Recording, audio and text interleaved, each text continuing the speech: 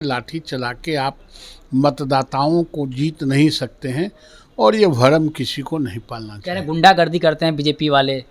BJP के डराते लोग हैं। गुंडागर्दी, लाठी की बात वो करते हैं, गुंडागर्दी हम करते हैं। चारों सीट के चारों सीट बिहार का जो उपचुनाव है, चारों सीट जीतेंगे। ये लोग हाथ मलते रह जाएंगे, ये लोग नर्वस हो गए, इसलिए कुछ से कुछ बात बोलते रहते हैं। कोई ईवीएम की बात कहेंगे, अभी वो कोई लाठी चलाने की बात कर रहे हैं। इसके अलावा उनके पास कोई दूसरा रास्ता नहीं है। बेटा बेटी में गए थे कि रोहिणी आचार्य, वो बेटा बेटी के लिए जी रहे हैं, धृतराष्ट्र हैं, वो बेटा बेटी के लिए जाएंगे और किसी के लिए नहीं जाएंगे। नमस्कार, स्वागत है आपका लाइव बिहार में। मैं आपके साथ है संजीव सिंह। बिहार विधानसभा की 4 सीटों पर उपचुनाव हो रहा है, जिसको लेकर के तमाम जो पार्टियां हैं वो तैयारी कर रही है और प्रचार प्रसार के साथ साथ खूब बयानबाजी हो रही है। बीते दिन आरजेडी से जो सांसद हैं सुधाकर सिंह, उन्होंने एक बयान दिया था, बड़ा बयान। उन्होंने कहा था कि पिछली बार 3 जगह लाठियां पड़ी थी, लेकिन इस बार अगर बीजेपी और बीएसपी के लोग गुंडागर्दी किए तो 300 लाठियां पड़ेगी। हमारे साथ बातचीत करने के लिए BJP MLC number Yadav ji से बातचीत करते हैं। सुधाकर सिंह के बयान को कैसे देखते हैं? नहीं, लोकतंत्र में लाठी तंत्र का कोई महत्व नहीं है। लोकतंत्र में जनता को जीतना चाहिए। लाठी से लाठी चला के आप मतदाताओं को जीत नहीं सकते हैं और ये भरम किसी को नहीं पालना कह रहे चाहिए। गुंडागर्दी करते हैं बीजेपी वाले। बीजेपी के लोग गुंडागर्दी, लाठी की बात वो करते हैं, गुंडागर्दी हम करते हैं। भारतीय जनता पार्टी सभ्यता और सोसाइटी में सभ्य और सुसज्जित तरीके से चुनाव लड़ती है। ये कोई गुंडागर्दी की बात नहीं करती है, लाठी तंत्र की बात नहीं करती है। तेजस्वी यादव लगातार प्रचार प्रसार कर रहे हैं। बीते दिन उन्होंने कहा है कि लोग हमें डराने की कोशिश करते हैं, लेकिन हम लोग यादव है, यादव कभी डरे वाला है, डरने वाला नहीं है। लालू यादव जब डरे नहीं तो हम लोग उसके बेटे तेजस्वी यादव कभी डरेंगे? उनको डरा कौन रहा है? उनके साथ वोटे नहीं है तो डराने का कौन बात है?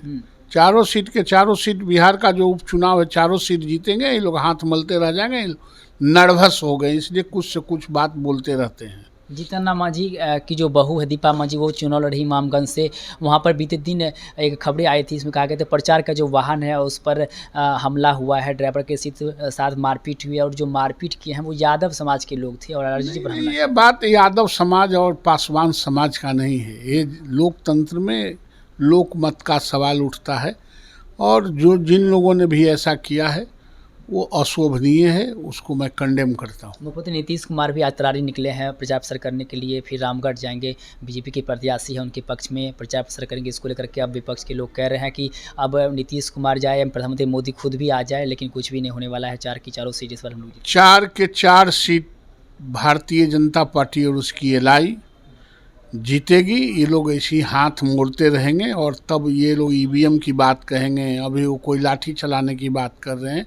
इसके अलावा उनके पास कोई दूसरा रास्ता नहीं है। एक आखिरी सवाल रहेगा, लालू प्रसाद यादव स्टार प्रचारक के रूप लिस्ट में शामिल थे झारखंड विधानसभा चुनाव को लेकर के, लेकिन अभी तक प्रचार करने वहां पर गए नहीं हैं। ये लोकसभा का चुनाव होता उसमें भी वो शामिल थे, एक जगह सिर्फ रोहिणी आचार्य के प्रचार प्रसार में गए थे। कैसे देखते हैं इसको? वो बेटा बेटी में गए थे कि रोहिणी आचार्य, वो बेटा बेटी के लिए जी रहे हैं, धृतराष्ट्र हैं, वो बेटा बेटी के लिए जाएंगे और किसी के लिए नहीं जाएंगे।